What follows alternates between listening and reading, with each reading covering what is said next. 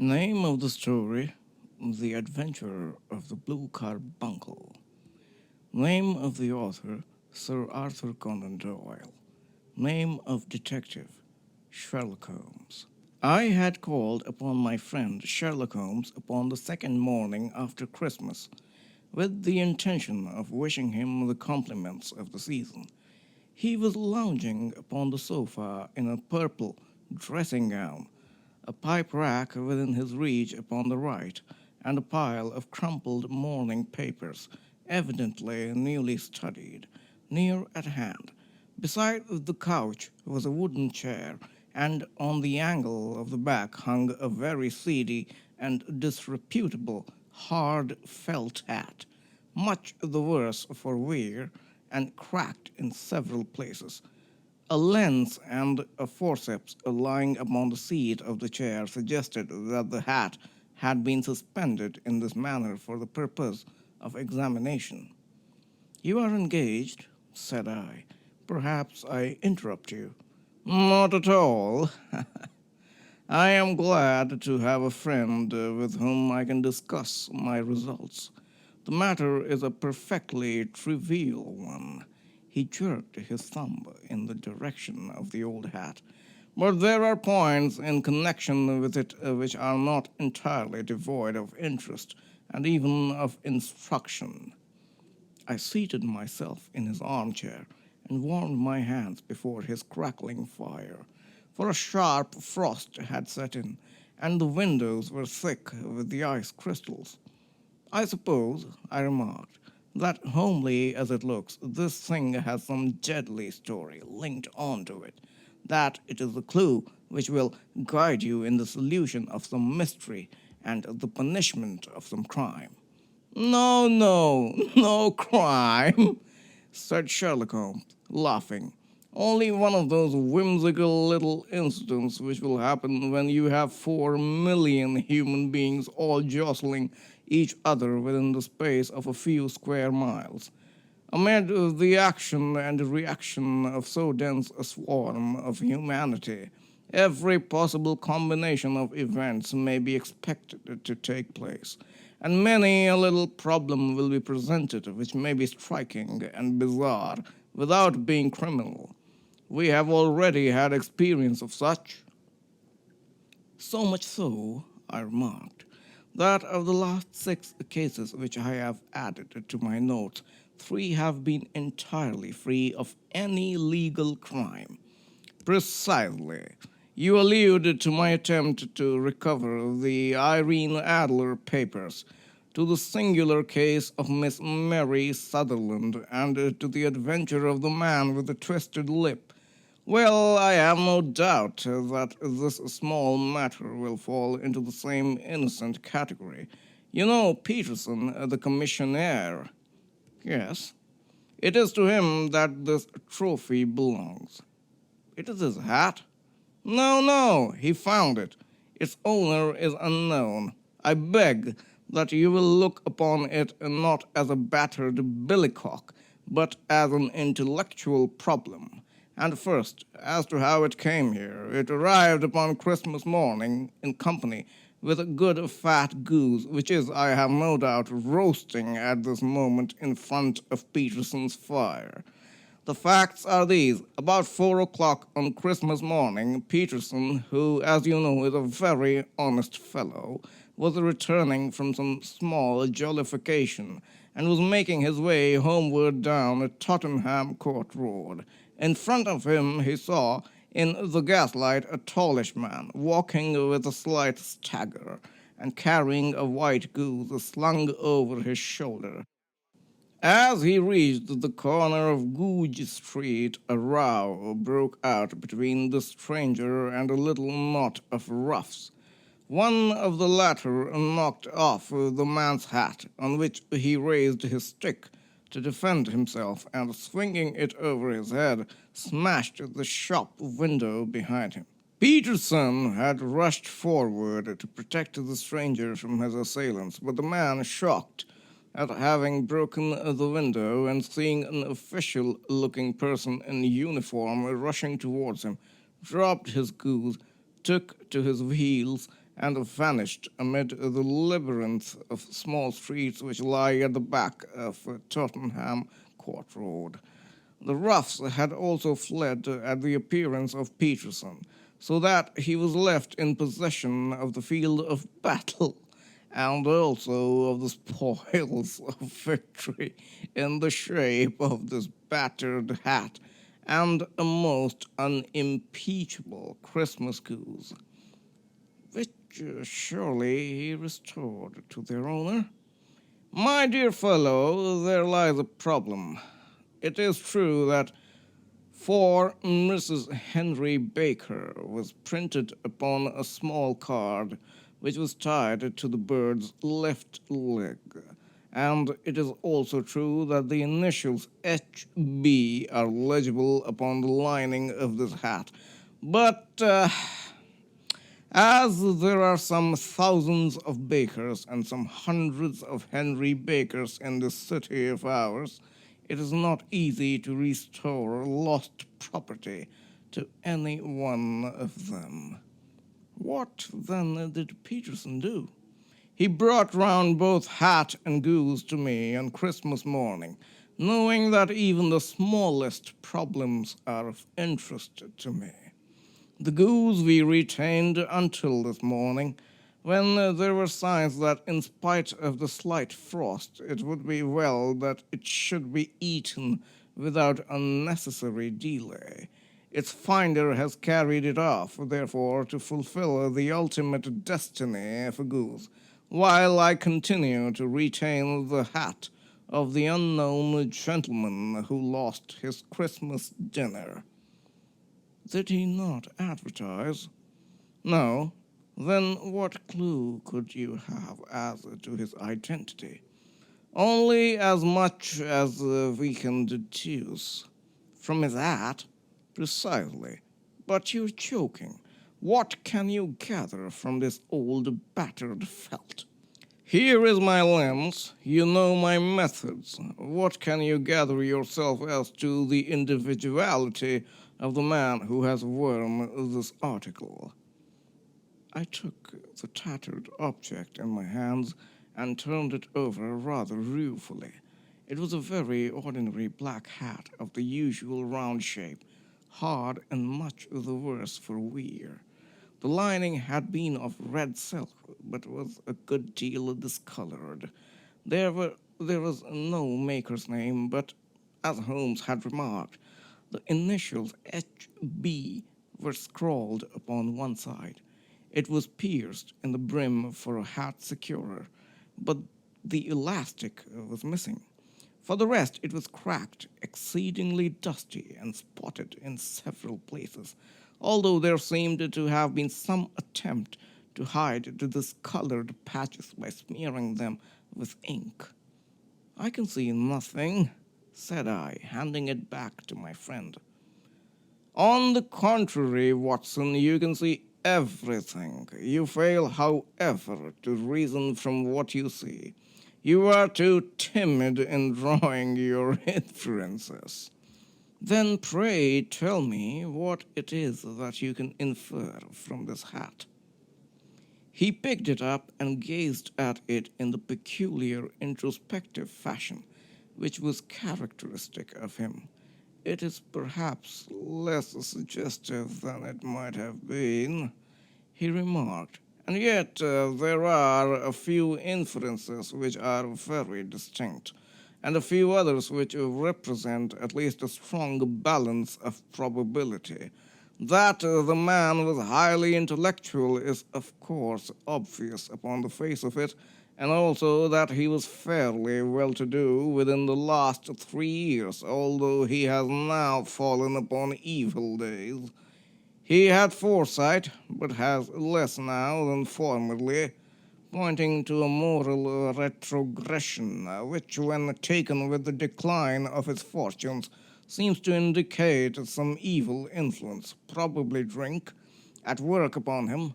This may account also for the obvious fact that his wife has ceased to love him.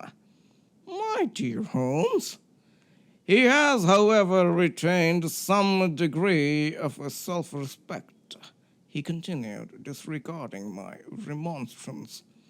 He is a man who leads a sedentary life, goes out little, is out of training entirely, is middle-aged, has grizzled hair which he has had cut within the last few days and which he anoints with lime cream. These are the more patent facts and which are to be deduced from his act. Also, by the way, that it is extremely improbable that he has gas laid on in his house. You are certainly joking, Holmes. Not in the least. Is it possible that even now, when I give you these results, you are unable to see how they are attained? I have no doubt that I am very stupid, but I must confess that I am unable to follow you. For example, how did you deduce that this man was intellectual? For answer, Holmes clapped the hat upon his head. It came right over the forehead and settled upon the bridge of his nose. It is a question of cubic capacity, said he. A man with so large a brain must have something in it. The decline of his fortunes, then? This hat is 3 years old. These flat brims curled at the edge came in them. It is a hat of the very best quality. Look at the band of ribbed silk and the excellent lining. If this man could afford to buy so expensive a hat 3 years ago and has had no hat since, then he has assuredly gone down in the world. Well, that is clear enough, certainly. But how about the foresight and the moral retrogression? Sherlock Holmes laughed. Here is the foresight, said he, putting his finger upon the little disc and loop of the hat securer. They are never sold upon hats. If this man ordered one, it is a sign of a certain amount of foresight, since he went out of his way to take this precaution against the wind. But since we see that he has broken the elastic and has not troubled to replace it, it is obvious that he has less foresight now than formerly, which is a distinct proof of a weakening nature. On the other hand, he has endeavored to conceal some of these stains upon the felt by daubing them with ink, which is a sign that he has not entirely lost his self-respect. Your reasoning is certainly plausible. The further points that he is middle-aged, that his hair is grizzled, that it has been recently cut, and that he uses lime cream are all to be gathered from a close examination of the lower part of the lining. The lens discloses a large number of hair ends, clean cut by the scissors of the barber. They all appear to be adhesive, and there is a distinct odor of lime cream. This dust, you will observe, is not the gritty grey dust of the street, but the fluffy brown dust of the house, showing that it has been hung up indoors most of the time, while the marks of moisture upon the inside are proof positive that the wearer perspired very freely, and could therefore hardly be in the best of training. But his wife, you said that she had ceased to love him. This hat has not been brushed for weeks. When I see you, my dear Watson, with a week's accumulation of dust upon your hat, and when your wife allows you to go out in such a state, I shall fear that you also have been unfortunate enough to lose your wife's affection. But he might be a bachelor. Nay, he was bringing home the goose as a peace offering to his wife. Remember the card upon the bird's leg? You have an answer to everything, but how on earth did you deduce that the gas is not laid on in his house? One tallow stain, or even two, might come by chance, but when I see no less than 5, I think that there can be little doubt that the individual must be brought into frequent contact with burning tallow. Walks upstairs at night probably with his hat in one hand and a guttering candle in the other. Anyhow, he never got tallow stains from a gas jet. Are you satisfied? Well, it is very ingenious, said I, laughing. But since, as you said just now, there has been no crime committed, and no harm done save the loss of a goose, all this seems to be rather a waste of energy. Sherlock Holmes had opened his mouth to reply when the door flew open and Peterson, the commissionaire, rushed into the apartment with flushed cheeks and the face of a man who is dazed with astonishment. "The goose, Mr. Holmes! The goose, sir!" he gasped.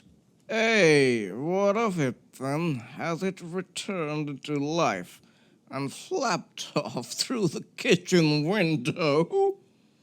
Holmes twisted himself round upon the sofa to get a fairer view of the man's excited face. "See here, sir. See what my wife found in its crop." He held out his hand and displayed upon the center of the palm a brilliantly scintillating blue stone, rather smaller than a bean in size, but of such purity and radiance that it twinkled like an electric point in the dark hollow of his hand. Sherlock Holmes sat up with a whistle. "By Jove, Peterson," said he, "this is treasure trove indeed. I suppose you know what you have got?" "A diamond, sir. A precious stone. It cuts into glass as though it were putty." "It's more than a precious stone. It is the precious stone." "Not the Countess of Morcar's blue carbuncle," I ejaculated. "Precisely so. I ought to know its size and shape, seeing that I have read the advertisement about it in the Times every day lately. It is absolutely unique, and its value can only be conjectured. But the reward offered of £1,000 is certainly not within a 20th part of the market price." £1,000? Great Lord of mercy! The commissionaire plumped down into a chair and stared from one to the other of us.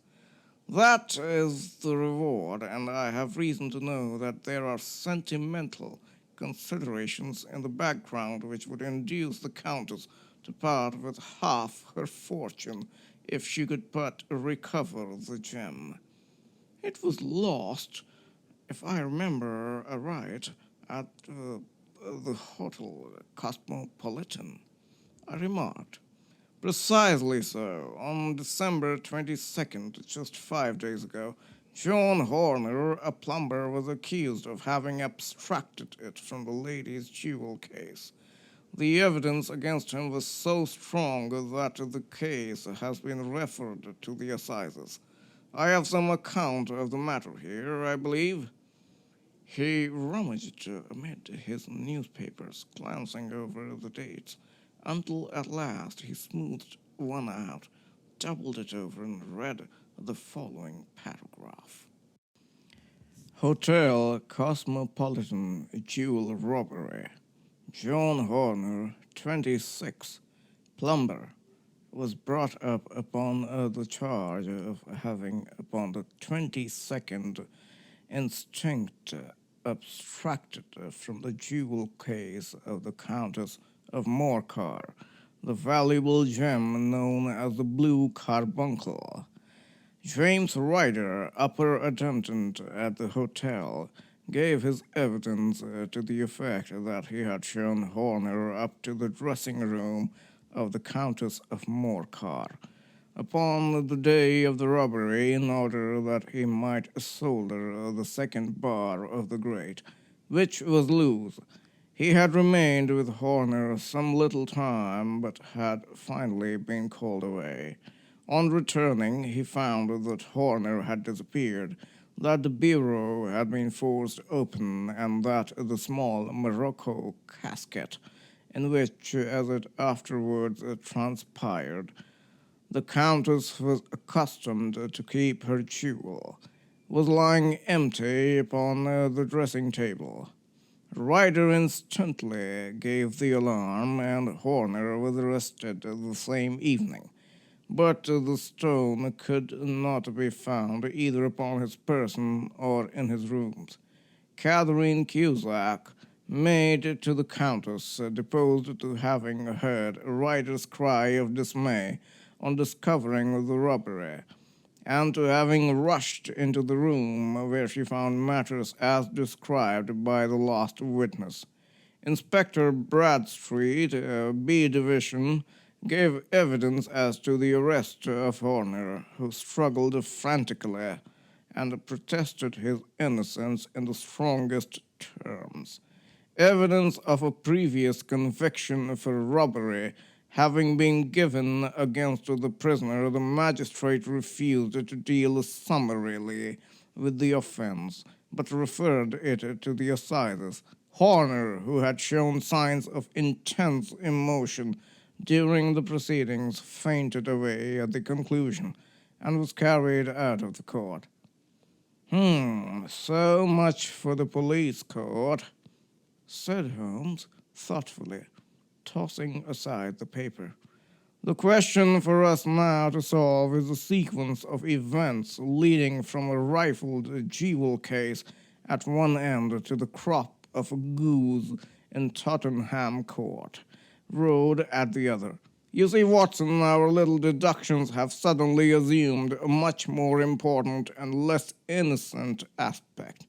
Here is the stone. The stone came from the goose, and the goose came from Mr. Henry Baker, the gentleman with the bad hat and all the other characteristics with which I have bored you. So now we must set ourselves very seriously to finding this gentleman and ascertaining what part he has played in this little mystery. To do this, we must try the simplest means first, and these lie undoubtedly in an advertisement in all the evening papers. If this fail, I shall have recourse to other methods.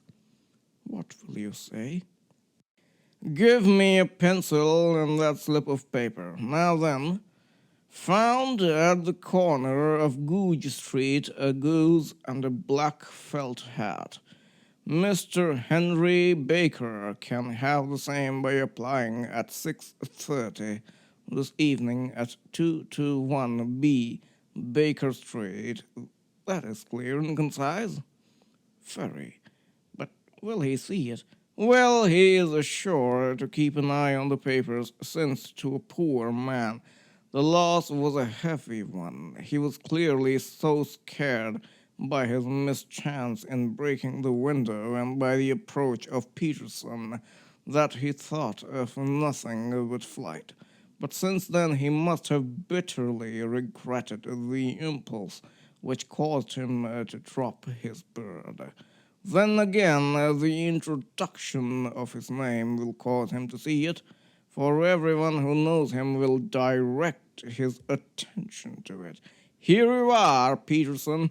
Run down to the advertising agency and have this put in the evening papers. In which, sir? Oh, in the Globe, Star, Pall Mall, St. James's, Evening News, Standard, Echo, and any others that occur to you. Very well, sir. And the stone? Ah, yes, I shall keep the stone. Thank you. And I say, Peterson, just buy a goose on your way back and leave it here with me, for we must have one to give to this gentleman in place of the one which your family is now devouring. When the commissionaire had gone, Holmes took up the stone and held it against the light.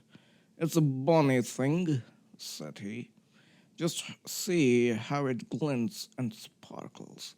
Of course, it is the nucleus and focus of crime.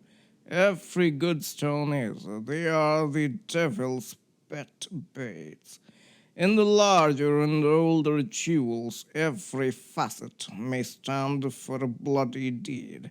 This stone is not yet 20 years old. It was found in the banks of the Amoy River in southern China and is remarkable in having every characteristic of the carbuncle, save that it's blue in shade instead of ruby red.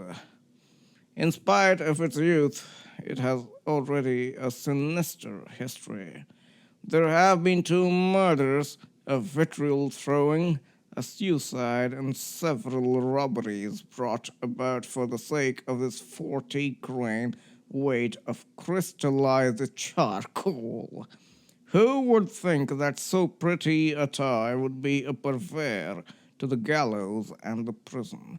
I'll lock it up in my strong box now and drop a line to the Countess to say that we have it. Do you think that this man Horner is innocent? I cannot tell. Well then, do you imagine that this other one, Henry Baker, had anything to do with the matter?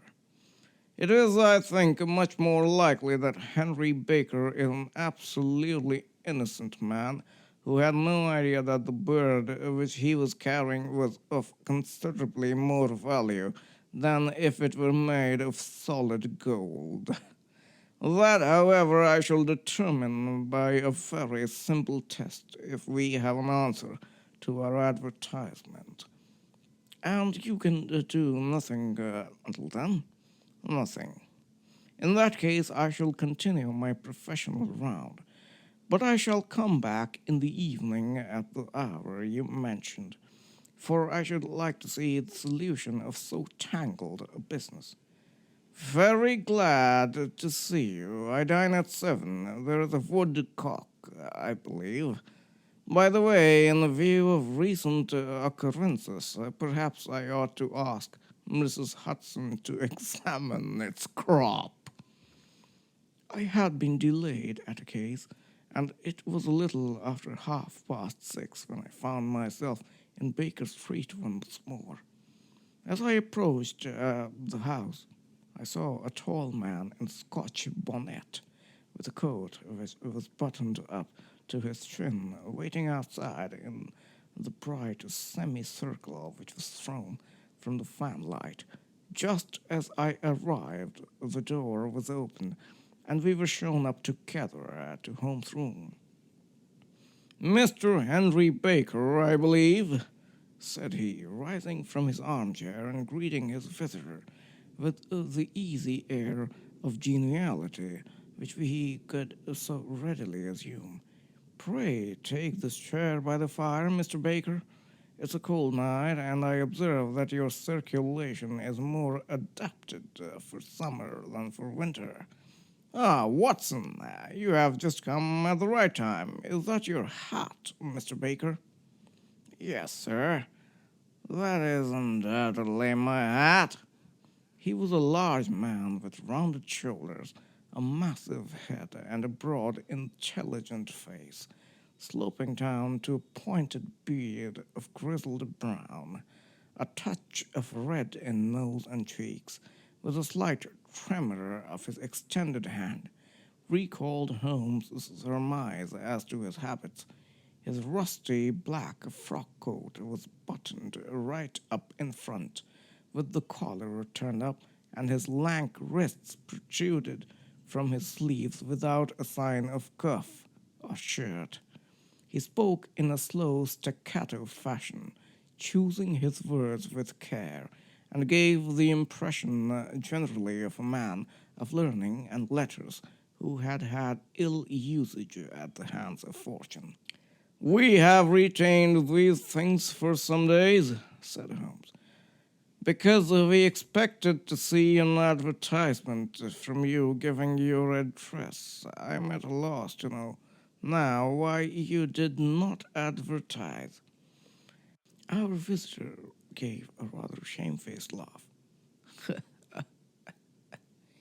"Shillings have not been so plentiful with me as they once were," he remarked.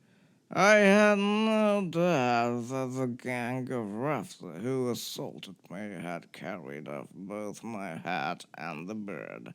I did not care to spend more money in a hopeless attempt at recovering them. Very naturally. By the way, about the bird, we were compelled to eat it. To eat it? Our visitor half rose from his chair in his excitement. Yes, it would have been of no use to anyone had we not done so. But I presume that this other goose upon the sideboard, which is about the same weight and perfectly fresh, will answer your purpose equally well. Oh, certainly, certainly, answered Mr. Baker with a sigh of relief. Of course, we still have the feathers, legs, the crop, and so on of your own bird, so if you wish. The man burst into a hearty laugh. They might be useful to me as relics of my adventure, said he. But beyond that, I can hardly see what use the disjecta membra of my late acquaintance are going to be unto me. No, sir, I think that, with your permission, I will confine my attentions to the excellent bird which I perceive upon the sideboard. Sherlock Holmes glanced sharply across me with a slight shrug of his shoulders. There is your hat, then, and there your bird, said he. By the way, would it bore you to tell me where you got the other one from? I'm somewhat of a fowl fancier, and I have seldom seen a better grown goose. Certainly, sir, said Baker, who had risen and tucked his newly gained property under his arm. There are a few of us who frequent the Alpha Inn near the museum. We are to be found in the museum itself during the day, you understand. This year, our good host, Windgate by name, instituted a goose club, by which, on consideration of some few pence every week, we were each to receive a bird at Christmas. My pence were duly paid, and the rest is familiar to you. I'm much indebted to you, sir, for a Scotch bonnet is fitted neither to my ears nor my gravity. With a comical pomposity of manner, he bowed solemnly to both of us and strode off upon his way. So much for Mr. Henry Baker, said Holmes when he had closed the door behind him. It is quite certain that he knows nothing whatever about the matter. Are you hungry, Watson? Not particularly. Then I suggest that we turn our dinner into a supper and follow up this clue while it is still hot. By all means. It was a bitter night, so we drew on our ulsters and wrapped cravats about our throats. Outside, the stars were shining coldly in a cloudless sky, and the breath of the passers-by blew out into smoke like so many pistol shots. Our footfalls rang out crisply and loudly as we swung through Doctor's Quarter, Wimpole Street, Harley Street, and so through Wigmore Street into Oxford Street. In a quarter of an hour we were in Bloomsbury, at the Alpha Inn, which is a small public house at the corner of one of the streets which runs down into Holborn. Holmes pushed open the door of the private bar and ordered 2 glasses of beer from the ruddy-faced, white-aproned landlord. Your beer should be excellent if it is as good as your geese, said he. My geese? The man seemed surprised. Yes, I was speaking only half an hour ago to Mr. Henry Baker, who was a member of your goose club. Ah, yes, I see. But you see, sir, them's not our geese. Indeed, whose then? Well, I got the 2 dozen from a salesman in Covent Garden. Indeed, I know some of them. Which was it? Breckenridge is his name? Ah, I don't know him. Well, here's your good health, landlord, and prosperity to your house. Good night. Now for Mr. Breckenridge, he continued, buttoning up his coat as we came out into the frosty air. Remember, Watson, that though we have so homely a thing as a goose at one end of this chain, we have at the other a man who will certainly get 7 years penal servitude unless we can establish his innocence. It is possible that our inquiry may but confirm his guilt, but in any case we have a line of investigation which has been missed by the police, and which a singular chance has placed in our hands. Let us follow it out to the bitter end. Faces to the south, then, and a quick march. We passed across Holborn, down Endell Street, and so through a zigzag of slums to Covent Garden Market. One of the largest stalls bore the name of Breckenridge upon it, and the proprietor, a horsey-looking man with a sharp face and trim side whiskers, was helping a boy to put up the shutters. "Good evening. It's a cold night," said Holmes. The salesman nodded and shot a questioning glance at my companion. "So lot of geese, I see," continued Holmes, pointing at the bare slabs of marble. "Let you have 500 tomorrow morning." "That's no good."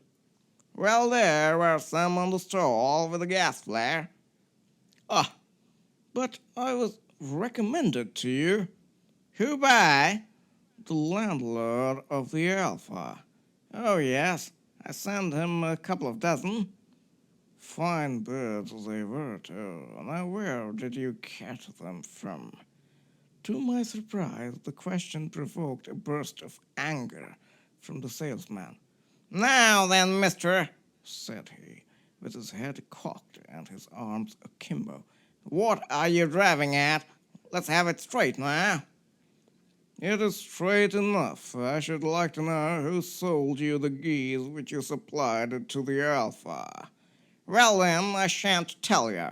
So now—" "Oh, it is a matter of no importance, but I don't know why you should be so warm over such a trifle."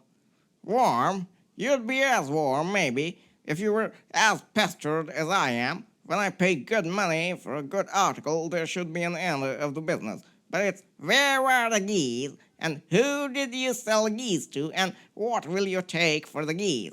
One would think that they were the only geese in the world to hear the fuss that is made over them." "Well, I have no connection with any other people who have been making inquiries," said Holmes carelessly.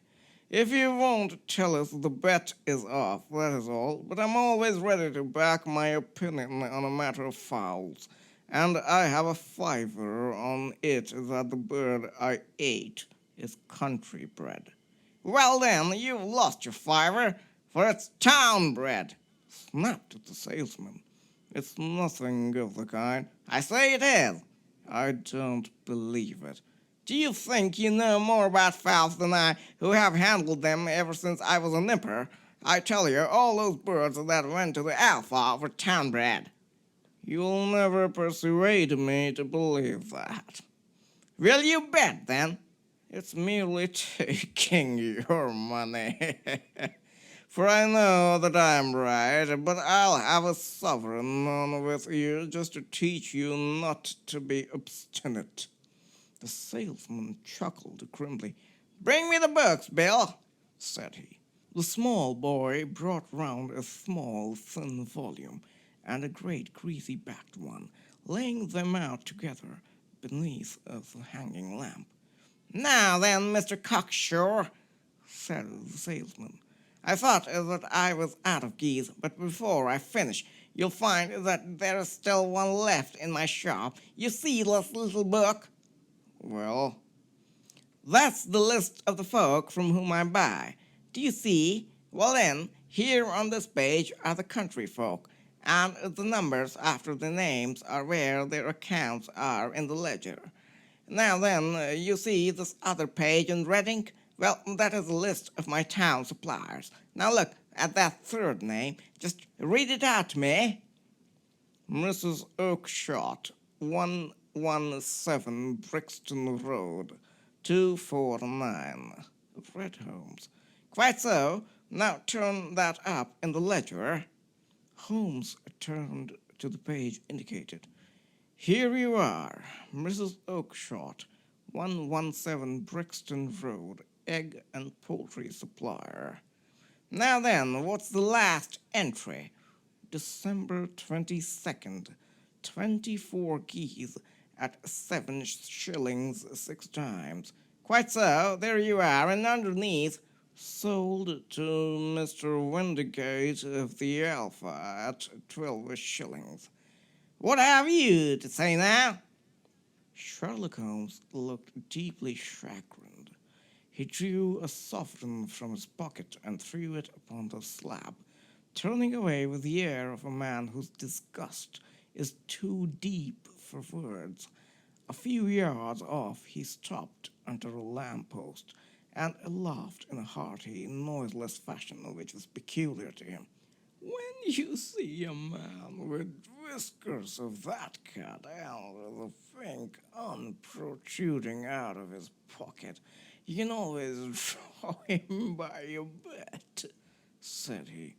I dare say that if I had put £100 down in front of him, that man would not have given me such complete information. I was drawn from him by the idea that he was doing me on a wager. Well, Watson, we are, I fancy, nearing the end of our quest, and the only point which remains to be determined is whether we should go on to this Mrs. Oakshott tonight, or whether we should reserve it for tomorrow. It is clear from what that surly fellow said that there are others besides ourselves who are anxious about the matter, and I should... His remarks were suddenly cut short by a loud hubbub which broke out from the stall which we had just left. Turning round, we saw a little rat-faced fellow standing in the center of the circle of yellow light which was thrown by the swinging lamp, while Breckenridge, the salesman framed in the door of his stall, was shaking his fists fiercely at the cringing figure. I've had enough of you and your geese, he shouted. I wish you were all at the devil together. If you come pestering me any more with your silly talk, I'll send a dog at you. You bring Mrs. Oakshott here and I'll answer her. But what have you to do with it? Did I buy the geese off you? No, but one of them was mine all the same, whined the little man. Well then, ask Mrs. Oakshott for it. She told me to ask you. Well, you can ask the King of Prussia. And for all I care, I've had enough of it. Get out of this. He rushed fiercely forward, and the inquirer flitted away into the darkness. Ha! This may save us a visit to Brixton Road, whispered Holmes.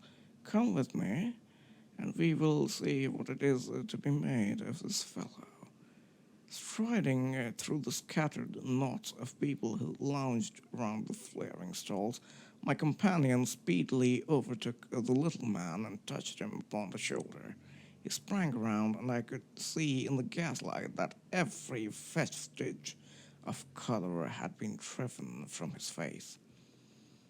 Who are you, then? What do you want? He asked in a quavering voice. You will excuse me, said Holmes blandly, but I could not help overhearing the questions which you put to the salesman just now. I think that I could be of assistance to you. You? Who are you? How could you know anything of the matter? My name is Sherlock Holmes. It is my business to know what other people don't know. But you can know nothing of this. Excuse me, I know everything of it. You are endeavoring to trace some geese which were sold by Mrs. Oakshott of Brixton Road to a salesman named Breckenridge, by him in turn to Mr. Windigate of the Alpha, and by him to his club of which Mr. Henry Baker is a member. Oh, sir, you are the very man whom I have longed to meet, cried the little fellow with outstretched hands and quivering fingers. I can hardly explain to you how interested I am in this matter. Sherlock Holmes hailed a four-wheeler which was passing. In that case, we had better discuss it in a cozy room rather than in this wind-swept marketplace, said he.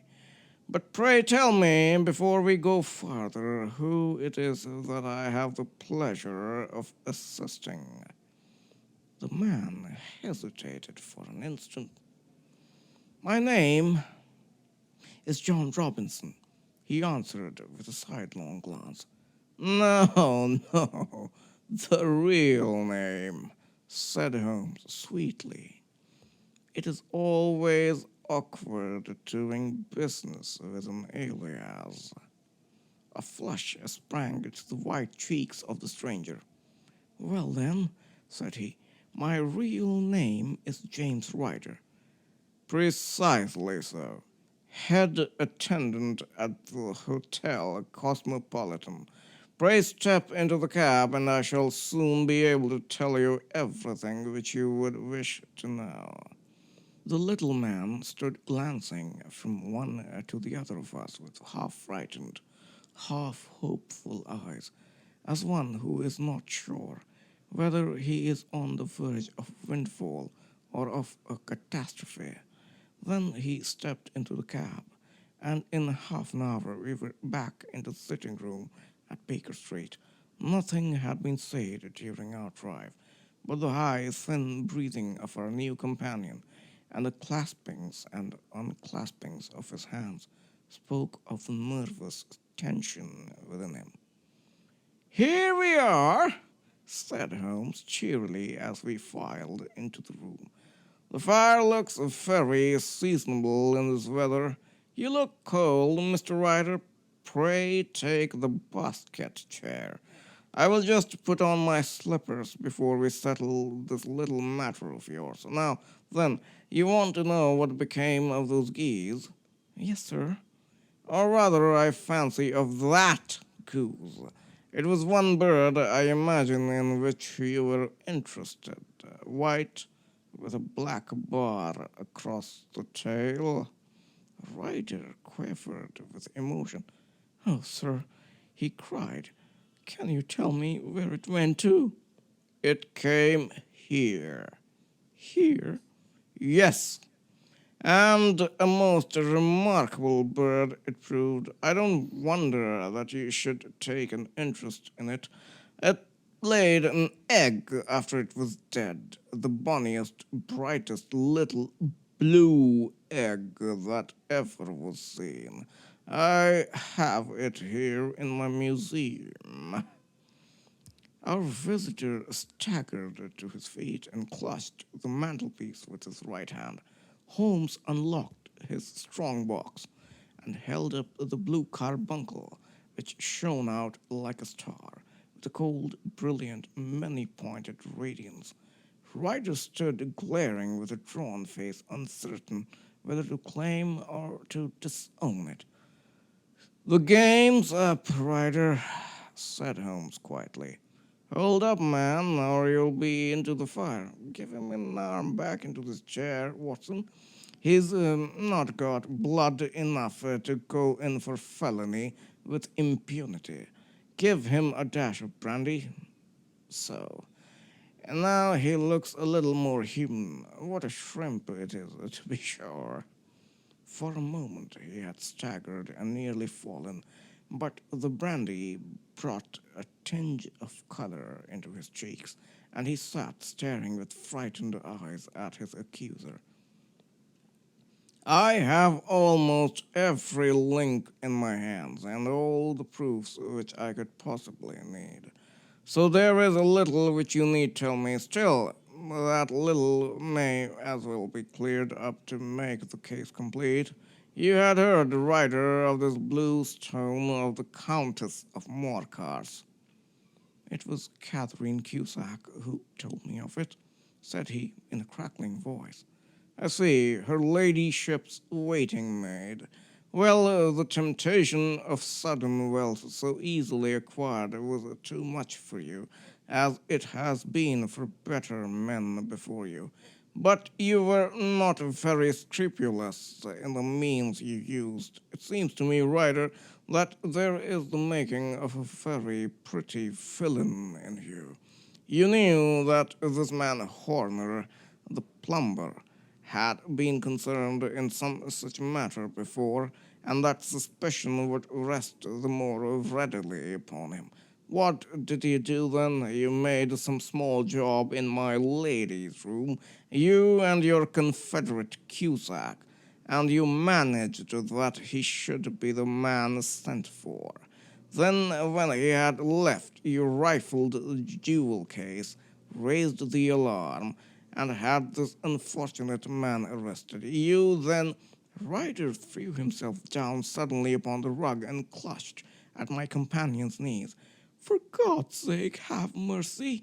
he shrieked. "Think of my father, of my mother. It would break their hearts. I never went wrong before. I never again will. I swear it. I'll swear it on a Bible. Don't bring it into court. For Christ's sake, don't." "Get back into your chair," said Holmes sternly. "It is very well to cringe and crawl now, but you thought little enough of this poor Horner in the dock for a crime of which he knew nothing." "I will fly, Mr. Holmes. I will leave the country, sir, and then the charge against him will break down." "We will talk about that. And now let us hear a true account of the next act. How came the stone into the goose? And how came the goose into the open market? Tell us the truth, for there lies your only hope of safety." Ryder passed his tongue over his parched lips. "I will tell you it just as it happened, sir," said he. "When Horner had been arrested, it seemed to me that it would be best for me to get away with the stone at once, for I did not know at what moment the police might not take it into their heads to search me and my room. There was no place about the hotel where it would be safe. I went out as if on some commission, and I made for my sister's house. She had married a man named Oakshott, and lived in Brixton Road, where she fattened fowls for the market. All the way there every man I met seemed to me to be a policeman or a detective, and for all that it was a cold night, the sweat was pouring down my face before I came to the Brixton Road. My sister asked me what was the matter, and why was I so pale, but I told her that I had been upset by the jewel robbery at the hotel. Then I went into the backyard and smoked a pipe and wondered what it would be best to do. I had a friend once called Maudsley who went to the bar and has just been serving his time in Pentonville. One day he had met me and fell into talk about the ways of thieves and how they could get rid of what they stole. I knew that he would be true to me, for I knew one or two things about him, so I made up my mind to go right on to Kilburn, where he lived, and take him into my confidence. He would show me how to turn the stone into money. But how to get to him in safety? I thought of the agonies I had gone through in coming from the hotel. I might at any moment be seized and searched, and there would be the stone in my waistcoat pocket. I was leaning against the wall at the time and looking at the geese, which were waddling about around my feet, and suddenly an idea came into my head, which showed me how I could be the best detective that ever lived. My sister had told me some weeks before that I might have the pick of her geese for a Christmas present, and I knew that she was always as good as her word. I would take my goose now, and in it I would carry my stone to Kilburn. There was a little shed in the yard, and behind this I drove one of the birds, a fine big one, white, with a barred tail. I caught it, and prying its bill open, I thrust the stone down its throat as far as my finger could reach. The bird gave a gulp, and felt the stone pass along its gullet and down into its crop. But the creature flapped and struggled, and out came my sister to know what was the matter. As I turned to speak to her, the brute broke loose and fluttered off among the others. "Whatever are you doing with that bird, Jem?" says she. "Well," said I, "you said you'd give me one for Christmas, and I was feeling which was the fattest." "Oh," says she, "we've set yours aside for you. Jem's bird, we call it. It's the big white one over yonder. There's 26 of them, which makes one for you and one for us, and 2 dozen for the market." "Thank you, Maggie," says I, "but if it is all the same to you, I'd rather have that one I was handling just now." "The other is a good 3 pound heavier," said she, "and we fattened it expressly for you."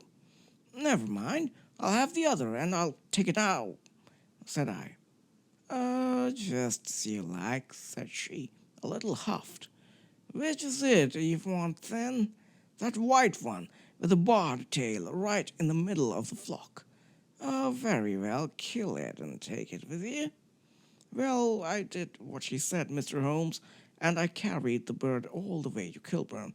I told my pal what I had done, for he was a man that it was easy to tell a thing like that to. He laughed until he choked, and we got a knife and opened the goose.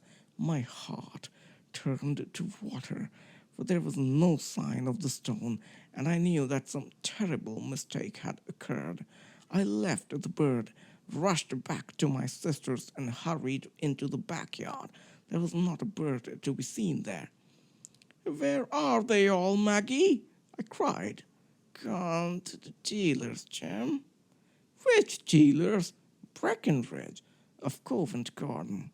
"But was there another with a barred tail?" I asked. "The same as the one I chose?" "Yes, Jem, there were 2 barred-tailed ones, and I could never tell them apart." Well, then, of course, I saw it all, and I ran off as hard as my feet would carry me to this man Breckenridge. But he had sold the lot at once, and not one word would he tell me as to where they had gone.